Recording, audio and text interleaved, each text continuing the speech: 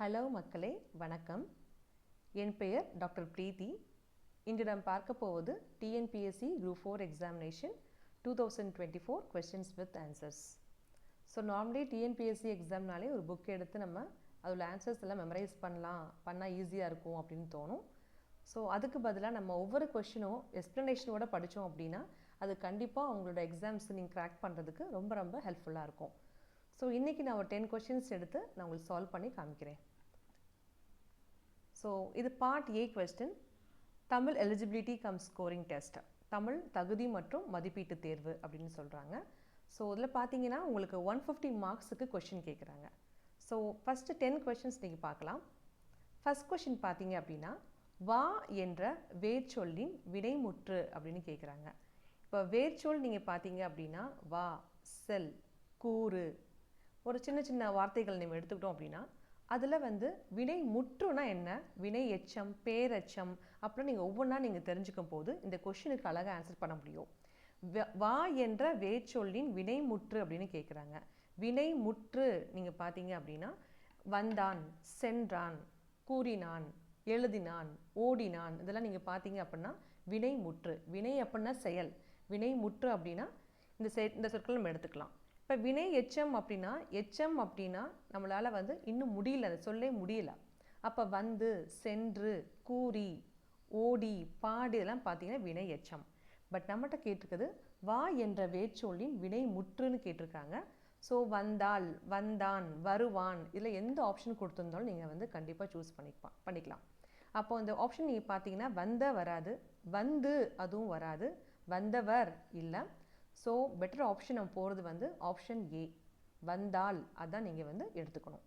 So இப்போ இந்த கொஷினை அப்படியே வினை எச்சமாக நீங்கள் மாற்றணும், பேர் எச்சமாக நீங்கள் மாற்றணும், தொழிற்பேராக நீங்கள் மாற்றணும் அப்படின்னா இந்த டேபிள் உங்களுக்கு கொடுத்துருக்கேன், அதை நீங்கள் பார்த்துக்கிட்டீங்க அப்படின்னா உங்களுக்கு கண்டிப்பாக ஹெல்ப்ஃபுல்லாக இருக்கும். ஸோ நிறைய கொஷின்ஸ் நான் பார்த்ததில் ஒவ்வொரு கொஷின், இப்போ போன வருஷம் இப்படி கேட்டிருக்காங்க அப்படின்னா அடுத்த வருஷம் இப்படி கேட்பாங்க, வா என்ற சொல்லின் பேரெச்சம் எப்படி இருக்கும்னு கேட்பாங்க. ஸோ நீங்கள் இது படிக்கும்போது உங்களுக்கு கண்டிப்பாக நல்ல ஒரு ஐடியா கிடைக்கும். ஸோ வினை முற்றுன்னு வரும்போது இந்த கொஷினோட ஆன்சர் வந்தால். நெக்ஸ்ட் கொஷின் பார்க்கலாம். ராமன் வந்தான் எவ்வகை தொடர் என அறிந்து எழுதுக அப்படின்னு கொடுத்துருக்காங்க. இப்போ ராமன் வந்தான் நீங்கள் பார்க்கும்போது ஆப்ஷன்ஸ் பாருங்கள். வினைமுற்று தொடர், எழுவாய் தொடர், பேரெச்சத்தொடர், வினையெச்சத்தொடர் அப்படின்னு கேட்டிருக்காங்க. இப்போ எழுவாய் தொடர் அப்படின்னு பார்த்தீங்க அப்படின்னா எப்பயுமே பெயர் முன்னுக்கு இருக்கும் அண்ட் வினை பின்னுமா இருக்கும். அதான் பார்த்தீங்கன்னா எழுவாய் தொடர். வினைமுற்று தொடர் அது அப்படியே ஆப்போசிட். அப்படின்னா என்ன அர்த்தம் உங்களுக்கு, எப்படி இருக்கும்? வினைமுற்று தொடர் அப்படின்னா பெயர் பின்னுமா இருக்கும், அப்புறம் வினை முன்னுமா இருக்கும். அப்போ அதான் உங்களுக்கு வினைமுற்று தொடர். பேரெச்ச தொடர் அப்படின்னா எடுத்துக்காட்டு நல்ல மகள், இனிய மனைவி, நல்ல மக்கள், அதெல்லாம் பார்த்தீங்கன்னா பேரெச்ச தொடர். வினையெச்சம் நீங்கள் பார்த்தீங்க அப்படின்னா வினையெச்சம் அப்படின்னா வினைனா செயல். அப்போ நன்கு பேசினான், மெல்ல வந்தான், நன்கு ஓடினான், அதெல்லாம் பார்த்தீங்கன்னா வினையெச்ச தொடர். அப்போது நான் சொன்ன மாதிரி எழுவாய் தொடர் அப்படின்னா பெயர் முன்னுமா இருக்கும், வினை பின்னுமா இருக்கும். அப்போது இதுக்கு ஆப்ஷன் ராமன் வந்தான், பெயர் முன்னுக்க இருக்குது, வந்தான் பின்னாக இருக்குது. ஸோ நம்ம ஆப்ஷன் பி நம்ம சூஸ் பண்ணிக்கலாம், எழுவாய் தொடர், அது அதோட கரெக்ட் ஆன்சர். நெக்ஸ்ட் கொஷின் பாருங்கள். ஓர் அடியுள் முதல் 3 4 சீர்களில் முதல் எழுத்து அளவொத்து நிற்க இரண்டாம் எழுத்து ஒன்றி வர தொடுப்பது என்ன அப்படின்னு கேட்குறாங்க. ஸோ இந்த தேர்ட் கொஷின் நீங்கள் பார்க்கும்போது அதாவது ஒரு அடியில் நீங்கள் பார்க்கும்போது 1 3 4 சீர்களின் இரண்டாம் எழுத்து ஒன்றி வருவது, அதுக்கு பேர் நீங்கள் என்னென்னு பார்த்தீங்க அப்படின்னா மேற்கதுவாய் எதுகை அப்படின்னு சொல்லுவாங்க. மேற்கதுவாய் எதுகை. இப்போ இதே இது உங்களுக்கு உங்கள் டேபிள் நீங்கள் பார்க்கும்போது இப்போது அடி எதுகை அப்படின்னா என்னன்னு தெரியும். அதே மாதிரி கூளை எதுகை அப்படின்னா என்ன, பொழிப்பு எதுகை அப்படின்னா என்ன. ஸோ ஒவ்வொன்றுக்கும் உங்களுக்கு என்னென்ன மீனிங் கொடுத்துருக்காங்க, இணை எதுகை அப்படின்னா என்ன அப்படின்னு எல்லாமே உங்களுக்கு இந்த டேபிளில் ப்ராப்பராக எல்லாமே இருக்கும். ஸோ அதை நீங்கள் எடுத்து படிக்க ஆரம்பிக்கலாம். ஸோ நீங்கள் எக்ஸாம்பிள் பார்க்கும்போது, எடுத்துக்காட்டு பார்க்கும்போது கற்க, கசடர, கற்பவை, கற்றபின். அப்போ கற்க அப்படின்னா முதலில் இருக்க இரண்டாம் எழுத்து பெரிய இரு வரும். கசடர செகண்ட் இந்த வேர்டை அப்படியே விட்டுருங்க. மூன்றாவது பார்த்தீங்கன்னா கற்பவை இரண்டாம் எழுத்து பெரிய இர், கற்ற பின் இரண்டாம் எழுத்து பெரிய இர். அப்போது கற்க கசடர கற்பவை கற்ற பின் இப்படி வரும்போது அது வந்து மேற்கதுவாய் எதுகை. ஆப்ஷன் டி நீங்கள் சூஸ் பண்ணிக்கலாம். ஸோ ஒரு அடியில் முதல் 3 4 சீர்களின் இரண்டாம் எழுத்து ஒன்றி வருவது அதான் வந்து மேற்கதுவாய் எதுகை. இப்போ இதே கொஷின் தான் அடுத்து கேட்பாங்கன்னு கிடையாது. உங்களுக்கு ஒவ்வொரு எதுகையும் கொடுத்துருக்கேன். இணை எதுகை அப்படின்னா என்ன எல்லாமே இருக்குது உங்களுக்கு இதில். இதுக்கு ஏற்ற மாதிரி நீங்கள் படிச்சுட்டு நெக்ஸ்ட் எக்ஸாம்ஸ் வரும்போது அட்டெண்ட் பண்ணிக்கலாம். அண்ட் 4th கொஷின் பாருங்கள். இச்சொல்லின் பொருள் என்ன? நனந்தலை உலகம். இதை நீங்கள் பார்த்தீங்க அப்படின்னா இது முல்லைப்பாட்டில் நனந்தலை உலகம் வளையி நெமியோடு வலம்புரி பொறித்த மாதாங்கு தடக்கை. இது வந்து டிஎன்பிஎஸ்சியில் 2022 இந்த கொஷின் வந்து கேட்டிருக்காங்க. நனந்தலை அப்படின்னா அதோட ஆப்போசிட் என்னன்னு கேட்டிருக்காங்க. இது முல்லைப்பாட்டில் வரும். ஆக்சுவலாக நனந்தலை உலகம் பார்க்கும்போது பொருள் நீங்கள் பார்க்கும்போது அகன்ற உலகம் அதான் வந்து உங்களுக்கு ஆன்சர். ஸோ இந்த பாட்டு வந்து இதே கொஷின் முன்னாடி கேட்டிருக்காங்க. ஸோ ப்ரீவியஸ் கொஷின் பேப்பர்ஸை நீங்கள் ஆன் தி ஃபோல் நீங்கள் பார்க்கும்போது உங்களுக்கு நல்ல ஐடியா வந்து கிடைக்கும். நனந்தலை மீன்ஸ் அகன்ற உலகம். 5th கொஷின் பாருங்கள். பழமொழியினை நிறைவு செய்க. ஸோ மரத்தை இலை காக்கும் மானத்தை பணம் காக்கும் அப்படின்னு சொல்கிறாங்க. ஸோ மரத்தை இலை காக்கும் மானத்தை பணம் காக்கும் மரத்தை மறைத்தது மாமத யானை அப்படின்னு வந்து ஒரு பாட்டு வந்து மரத்தண்டையில் வந்து வருது. ஸோ பழமொழியினை நிறைவு செய்க. இது ஆப்ஷன் வந்து மரத்தை இலை காக்கும் மானத்தை பணம் காக்கும். ஆப்ஷன் சி நீங்கள் அழகாக எடுத்துக்கலாம். அண்ட் 6th கொஷின் பாருங்கள். மோனை சொல்லை கண்டறி.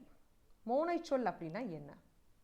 அதாவது செய்யுள் அடிகளின் முதல் எழுத்துக்கள் ஒன்றி வருவது அதுவே மோனை சொல்லாகும்.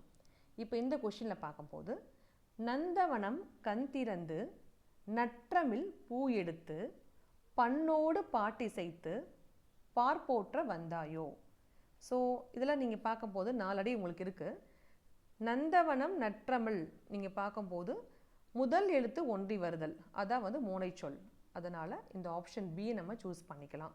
பண்ணோடு பார் பண்ணோடு வந்தாயோ கண் பண்ணோடு அதெல்லாம் எடுத்துக்கவே முடியாது. இதெல்லாம் பார்த்தீங்கன்னா இரண்டாம் எழுத்து ஒன்று போல் உள்ளது.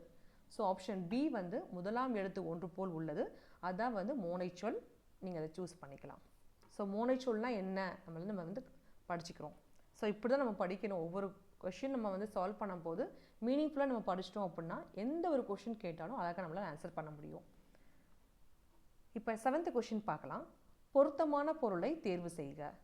நெல்லிக்காய் மூட்டையை கொட்டினார் போல அப்படின்னு வந்து சொல்கிறாங்க. அப்போது அந்த சொற்களின் வந்து இது எப்படி கேட்குறாங்க அப்படின்னா இந்த ஓமையில் வரும் பொருள் என்ன அப்படின்னு கேட்பாங்க. இப்போது அந்த கொஷின் பார்த்தீங்க அப்படின்னா அது என்னது? நெல்லிக்காய் மூட்டையை கொட்டினார் போல. அதே மாதிரி நீங்கள் எப்படி நீங்கள் எழுதுவீங்க? ஒருமையில் ஆமை போல் அப்படின்னா அது அடக்கம் அதை ரெஃபர் பண்ணும்.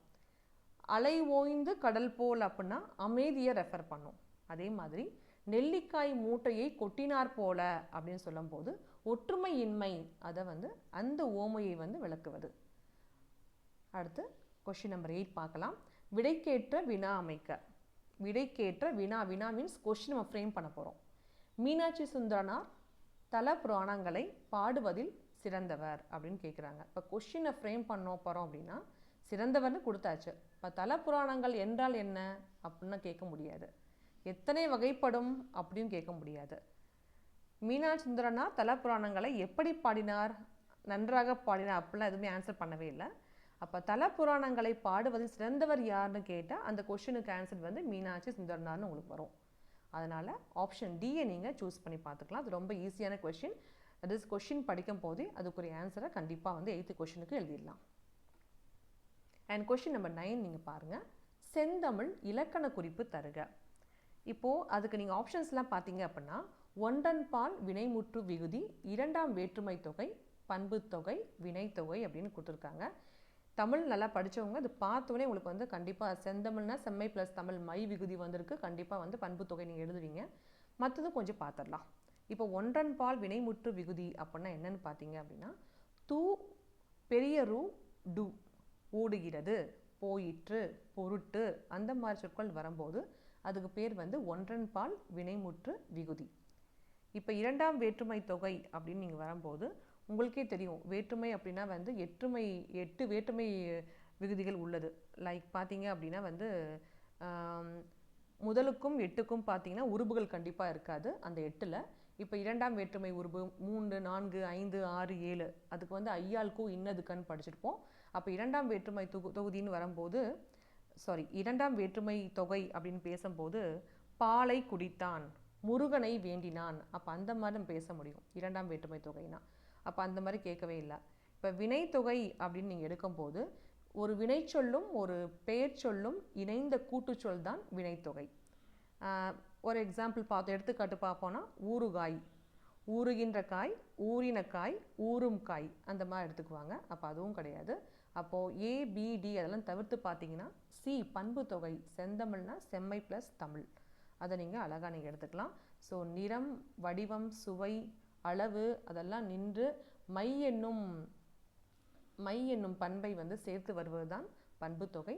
அதுக்கேற்ற மாதிரி செந்தமிழ்னா செம்மை ப்ளஸ் தமிழ், அதே மாதிரி செந்தாமரைனா அதுவும் நீங்கள் எடுத்துக்கலாம் எடுத்துக்காட்டாக. 10வது கொஷின் பாருங்கள். காவிய தரிசனம் என்னும் வடமொழி நூலின் தமிழ் நூலாக அமைந்தது எதுன்னு கேட்குறாங்க. ஸோ மாறன் அலங்காரம், தண்டி அலங்காரம், திவாகர நிகண்டு, பிங்கள நிகண்டு அப்படின்னு கேட்டிருக்காங்க. ஸோ இந்த கொஷனுக்கு நீங்கள் பார்த்தீங்க அப்படின்னா மாறன் அலங்காரம் அதுன்னு பார்க்கும்போது தமிழ் இலக்கண நூல்களில் ஒன்று அப்படின்னு வந்துடும். அண்ட் திவாகர நிகண்டு அப்படின்னா என்னென்னு பார்த்தீங்கன்னா 6ஆம் நூற்றாண்டில் திவாகர முனிவரால் இயற்றப்பெற்றது இந்த நூல் பார்த்தீங்கன்னா. அண்ட் பிங்கல் நிகண்டுன்னு பார்த்தீங்க அப்படின்னா 10ஆம் நூற்றாண்டில் திவாகர நிகண்டின் ஸ்டூடெண்ட், அதாவது மாணவர் வந்து இந்த புக்கை வந்து எழுதியிருக்காங்க. ஸோ தண்டி அலங்காரம் தான் நீங்கள் பார்க்கும்போது தண்டி என்னும் புதல்வர் பல்லவர் காலத்தில் காஞ்சிபுரத்தில் வாழ்ந்தார். அவர் தான் என்ன பண்ணியிருக்கார் அப்படின்னா இந்த காவிய தரிசனம் என்னும் இந்த நூலை வந்து தண்டி அலங்காரம் என்றும் தமிழ் நூலாக மாற்றியுள்ளார். ஸோ இந்த கொஷனுக்கு ஆப்ஷன் வந்து பி நீங்கள் சூஸ் பண்ணிக்கலாம். ஸோ டிஎன்பிஎஸ்சி இப்போ குரூப் 4 எக்ஸாமினேஷன் ஒவ்வொரு கொஷனுக்கும் எப்படி கேட்டிருக்காங்க, அப்படி மீனிங் என்ன, எக்ஸ்ப்ளனேஷனும் நீங்கள் அழகாக படிச்சிங்கன்னா கண்டிப்பாக நீங்கள் அடுத்த எக்ஸாம் வந்து பாஸ் ஆகிடுவீங்க, கிராக் பண்ணிடுவீங்க டெஃபினட்டாக. ஸோ இந்த வீடியோவை நீங்கள் பிடிச்சிருந்தால் லைக், கமெண்ட் அண்ட் சப்ஸ்கிரைப் பண்ணுங்கள். Thank you so much.